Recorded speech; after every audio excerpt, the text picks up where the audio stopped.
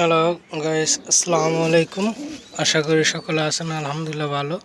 তো আপনাদের মাঝে নতুন করে একটা ভিডিও নিয়ে আসলাম এই জোড়ার। তো অনেক দিন আগে এই জোড়াটা ডিম নিয়ে বসছে, অনেকে দেখছেন দূর দূরান্ততে। অনেক সকাল রাত নিয়ে এই জোড়া ডিমে বসাইছিলাম। তো ডিম ফোটার ডেট ছিল, ডিমগুলো মনে হয় সম্ভাবনা নষ্ট হয়ে গেছে। এই যে দেখেন, দুইটাই ডিম।